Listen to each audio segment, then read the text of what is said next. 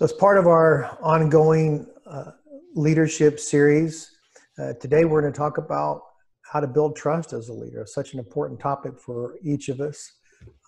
And so the purpose of these meetings again is to have a forum where we can talk about relevant topics that are important to each of us at this time, and have an open conversation at the end where we can talk about how to build a better organization around culture and trust and business continuity and other topics that are very important to each of us.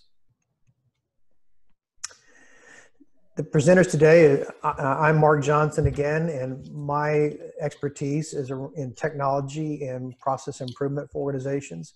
And presenting today is Dr. Hinderleiter, and Dr. Hinderleiter has an excellent combination of both a deep expertise and academic knowledge of people and organizations, as well as many, many years of experience leading billion-dollar global organizations and helping them build the best organization and culture in their organization. So with that, I'll turn it over to Dr. Hinderleiter. Mark, thanks for the information today. Thank you, Mark. So the world changed, a month or so ago with this COVID crisis. It has disrupted every facet of our life, business and personal and those kind of things. So here's what we're calling the new normal. We live in a new normal. What the new normal will look like in 6 months, we don't know. But there's an acronym called VUCA, which I believe was kind of created in the military space. So VUCA stands for volatility, uncertainty, complexity, and ambiguity. And that is the new normal. Volatile. Things are just changing. We're experiencing things we've never seen before. And because of that, there's just a lot of uncertainty about, about the COVID pandemic, about the economy and when it's going to open back up and how's it going to affect me personally and you personally. There's a lot of complexity going on. There are just more factors than we've ever had to kind of deal with. And so there's a lot of figuring it out as we go, both on the health side and on the business side. And you can kind of see it in the political world that they're struggling to kind of get their arms around this thing and come up with a coherent strategy for moving forward. And then ambiguous is just, there is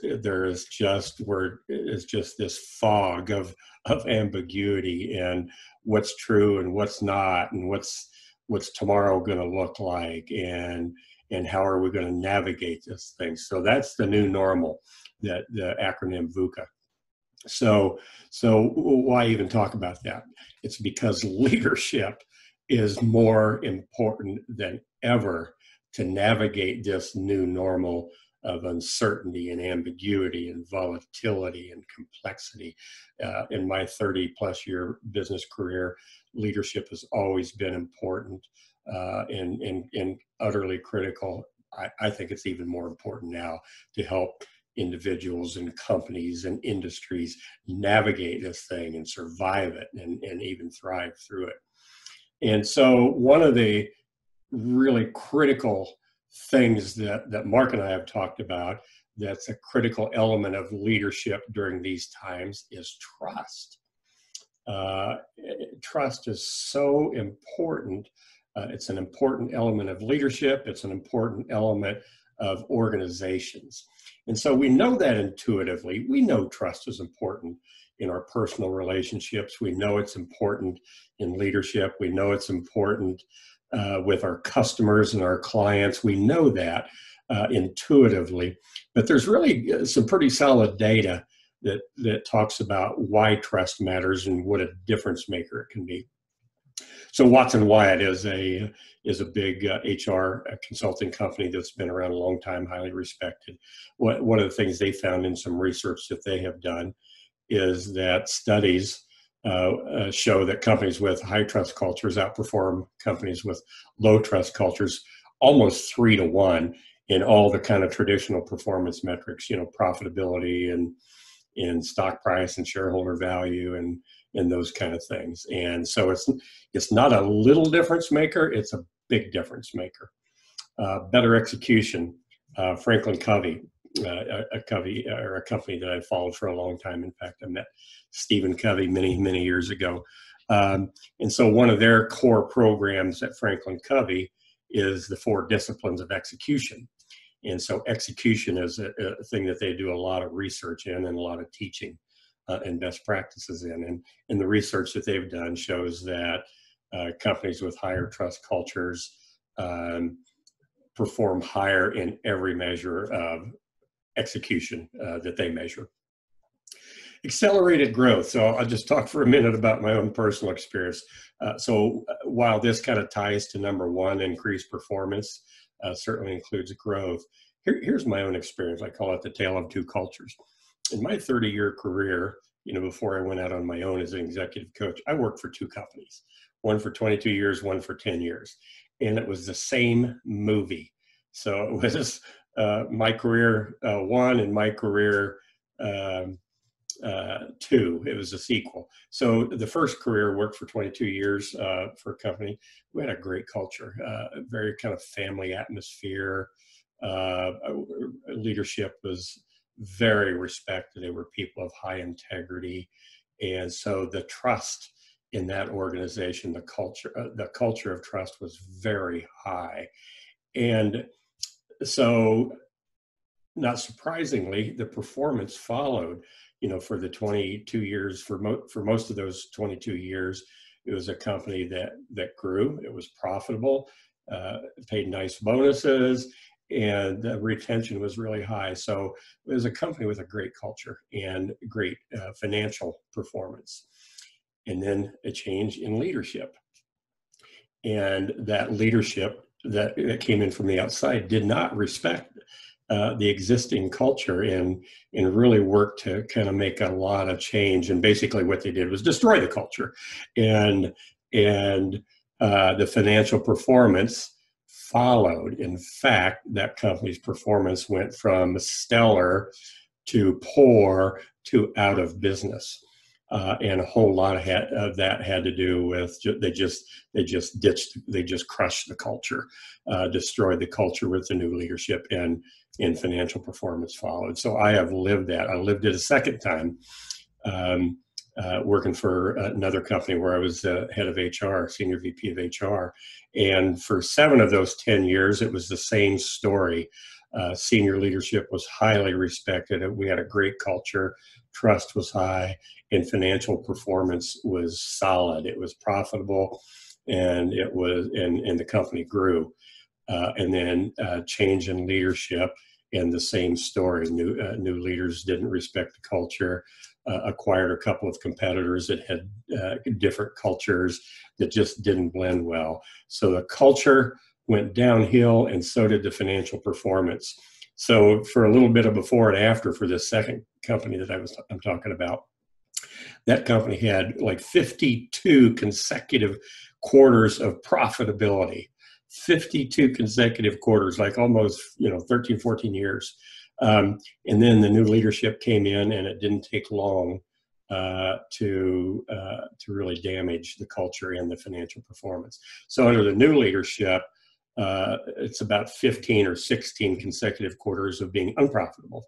So the culture was very different, and the financial performance was completely in line with either the healthy culture or the dysfunctional, unhealthy culture. So I've personally seen growth accelerated because of a healthy culture, and I've personally seen growth destroyed because of an unhealthy culture. Higher retention. We know intuitively companies with high trust cultures have higher retention rates, and companies with low trust cultures have higher turnover, lower retention rates. And I found an article that tells us kind of what we already know, that there's a high correlation between a high trust culture and retention of talent.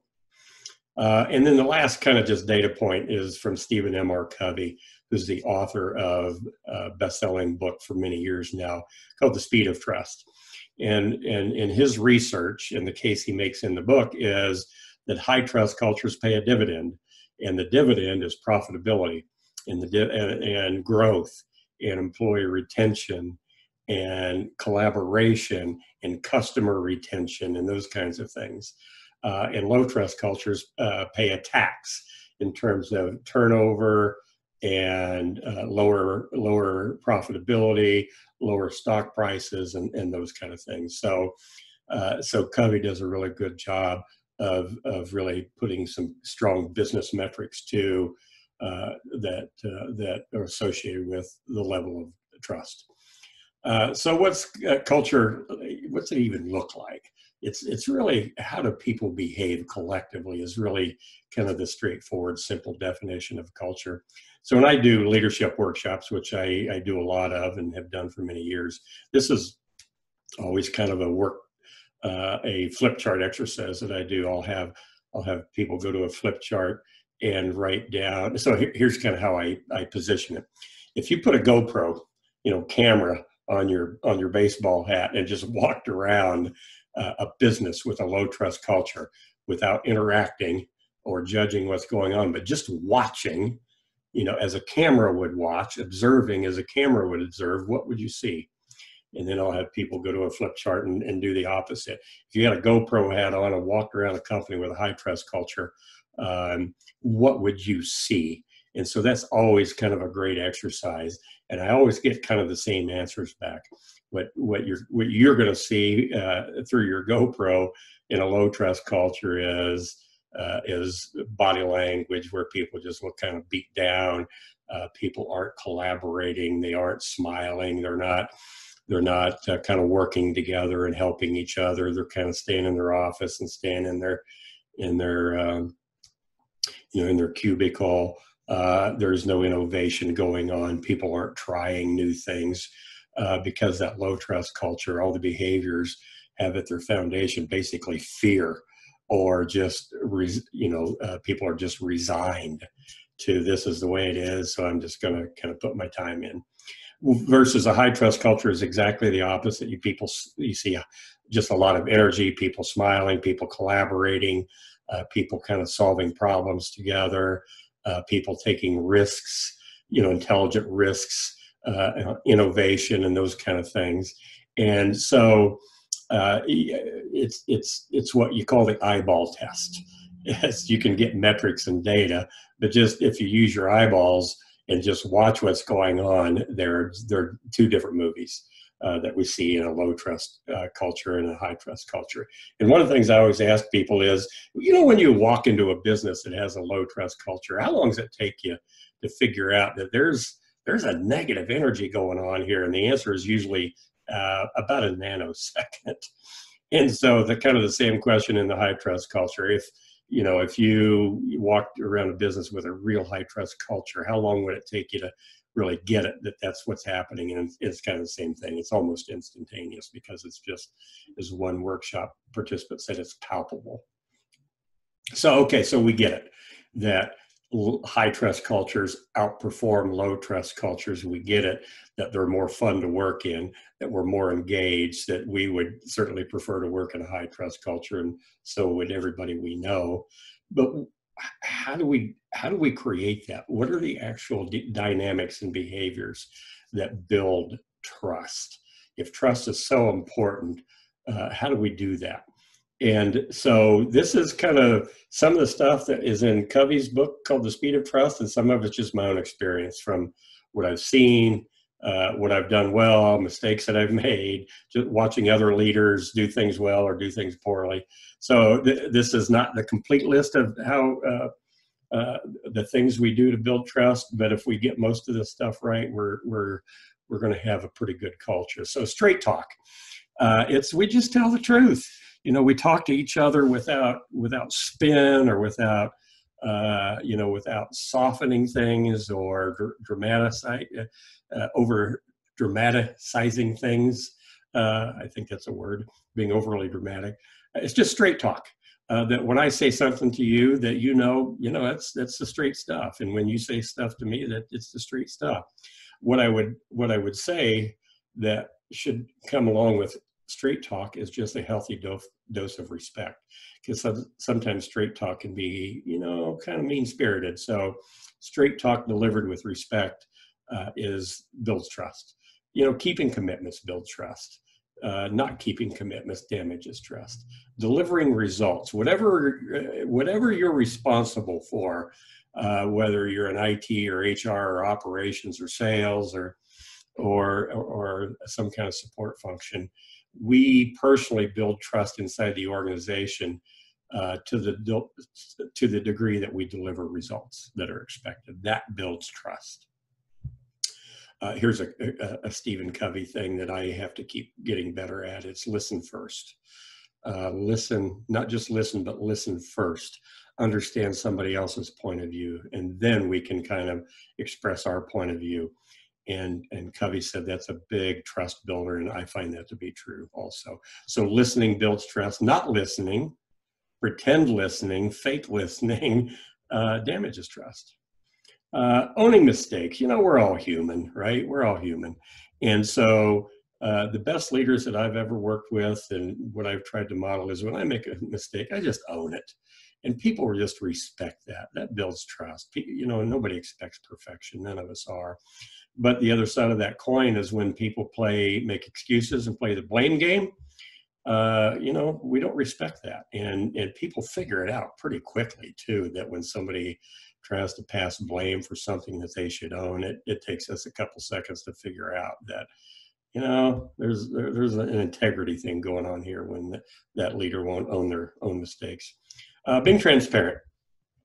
So, you know, what's that even mean? So here's what transparency isn't to me in the business, and that's just telling everybody everything. Like, you know, if I shared with the world, if I had hemorrhoids and I shared that, that would be transparent, but not appropriate. So here's what I mean by transparent. It's the lack of a hidden agenda. Transparency means you know my intentions. And I know your intentions, and we can agree on things and we can disagree on things. But if we know each other's intentions and that our intentions are for good, that's the kind of transparency that builds trust, is the lack of a hidden agenda, and that our agenda is what we say it is, and our purposes and intentions are what we say they are. Just showing respect. You know, we don't like everybody that we work with. We don't even like all of our customers, but to the degree that we show respect to people, that we get it back. You know, and sometimes you'll hear people say, well, I'll give people respect if they give me respect. Well, you know what? That's not leadership. Leadership means we go first, and that we show respect first. We listen first. So leadership is partly about going first. And then modeling company values. You know, not every company has core values. A lot do. Most companies of any size have kind of core values or company values. They're on, you know, they're on posters in the office. They're on their website. Sometimes they're part of kind of a standardized PowerPoint deck that the core values are there. And core values can be really powerful. And core values can be really negative and the source of cynicism too. Many years ago, I was doing a leadership workshop for a software company. And at lunchtime, this may have been day 2 of the 2-day workshop. At lunchtime, one of the software managers, so this was a software company, one of the managers, as everybody kind of broke for lunch and kind of went their own direction in the office, and then came back at 1 o'clock. But so one of the managers came up to me and says, "Hey, you going to be here, you know, for a little bit, kind of during lunch?" I said, "Yeah." I said, "I want to bring you something." So he came back a little bit later, and he brought me this really cool looking pyramid. It was probably 6-7 inches tall, and it was a really nice piece of hardware. And on that pyramid was inscribed in that pyramid was that company's core values. I think there was about 5 of them. And he said, "Hey, what do you think of this?" I said, "Well, I think it's pretty cool. It's a pretty creative way to kind of just remind everybody of what the core values are." And I said, so who gets one of those? He said, everybody. I said, well, that's kind of cool. I said, what do you think of it? He said, it's bullshit. And I was kind of taken back by that. So I'm quoting, right? And I said, okay, so why do you say that? He said, because while these are core values that we should aspire to, senior leadership, practice this stuff. And so this pyramid is literally not only not inspiring, it's actually a joke. So among the rank and file, this pyramid is a joke because everybody knows that the core values are just words to senior leadership.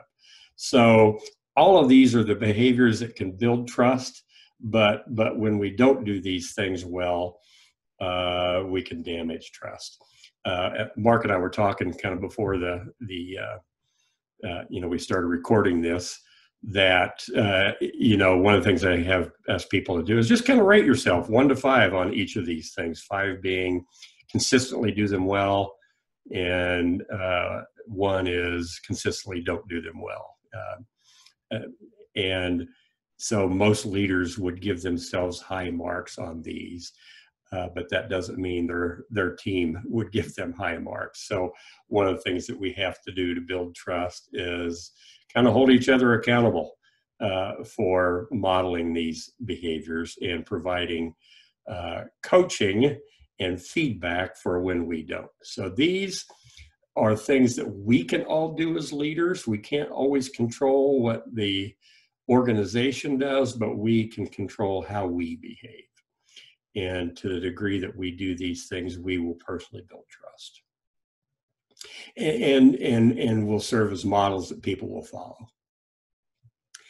So, kind of back to these are different times. So here's kind of my prediction, and my prediction is this, and it's not really a leap of faith, that companies with high trust cultures will weather this COVID-19 storm way better than their competitors with low trust cultures. So you heard me say that the data shows that high trust cultures outperform low trust cultures in normal times.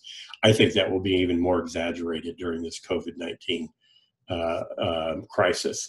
And 3 kind of areas specifically kind of come to my mind. Performance during this pandemic, the speed of recovery, which is something Mark and I talk about a lot, and then employee retention kind of after this, because employees will watch kind of how their company handled this crisis, and they'll either respect that or they won't. So I really believe that having a solid foundation of trust will help people survive this thing way better than their competitors that don't have, that trust culture. And so a conversation with a CEO, just to reinforce that, I have a podcast called Real Business in Real Time. And about a week ago, I was interviewing Jeanette Marks, who's the CEO of a company called AirSwift. And AirSwift is a $1 billion staffing company that works in about 50 countries. So it is a big company, complex, spread out, a lot of cultures come into play working in, foreign countries. And so, the conversation with Jeanette was about culture. And I asked her kind of what are the elements of your culture? And she listed kind of 3 or 4 things, but number 1 is trust. She said number 1 is trust because trust is number 1. And she said it just helps us be a better company as a leadership team. The fact that we practice trust helps us come to better decisions. And because we value trust as a leadership team, people like working here. We have a very high retention rate and those kind of things. So she really talked about how trust was a critical part of their culture. And so one of my questions to her was, so is that more important or less important during this COVID-19 thing than it was before? She said, absolutely more important. Because when you have all these people working remotely, we can't see each other and we can't check up on each other. So somebody who might be a micromanager is going to really struggle with this. So when we're working remotely, we have to trust each other is really what she was telling me. We have to trust each other's intentions. and decisions and those kind of things. And it just, she said, it's going to be one of the strengths that helps us not only survive this COVID thing, but come out stronger. So that's kind of a real world kind of anecdotal example of a very bright and talented, successful CEO talking about how important trust is to their culture and how important it is during this COVID crisis. So I have the link to that. So the podcast is actually not yet broadcast on the podcast channels like Spotify and iHeartRadio and those. But if anybody's interested in kind of advanced listen to that, this is the link. And so just reach out to me or to Mark to get the presentation, and you can listen to it. I really encourage you to listen to this CEO talk about trust and culture. So that's really it. We could talk about trust for a long time, talk about culture for a long time, but just this last slide is really just to let you know, if you want a copy of this presentation, just for your own benefit or to share with colleagues, or you want a deeper dive, like a presentation within your company, you can reach out to Mark or me. So here's our contact information, both our phones and email addresses. And we'd be happy to follow up with you and help out however we can. Super. Mark, I think that's it. So I will stop the share. So Mark, a quick question I have is, I love the examples you provided on each of those real world examples. And I think we can all relate to some of those scenarios. So especially the one where you talked about where the employee showed you the pyramid that he received. And we've all seen companies that paid a lot of money to put out signs and banners and trinkets and had all the right messages on them. That at the staff level, it was not viewed with any credibility. So as a business leader, what can a business leader do to kind of have a reality check and to say, is this working? Is it credible? Do people believe in this? Because if the CEO asks all their direct reports, everybody's going to nod and say, oh yeah, we're all on board. But that's not real. So is there any advice on what a CEO can do to either, one, better prepare the organization before you spend the money on these trinkets and all that stuff? How do you get to the right point to roll this out with credibility? And then how do you check it to make sure it's being received properly? Great question. So I asked Jeanette, excuse me, on my podcast, pretty much that question, Mark. Even though I kind of had my own point of view, I wanted to kind of her point of view too. So my question was, how do you operationalize, these values that you're trying to embed into your culture so they become part of your DNA? And, she said really three things in response to my question. In response to your question, she said, so one is we have to model them. We have to walk the talk. It starts with me, right? And then the leadership team has to really hold each other accountable. Mm-hmm. And I said, so how do you do that without kind of damaging, kind of relationships? She said, if we have the right intentions and we're not doubting each other's intentions, then it's very acceptable for us to challenge each other. Because you and I have the same intention of doing what's best for the company or making the right decision. And our intention isn't about looking good or power grabs or things like that.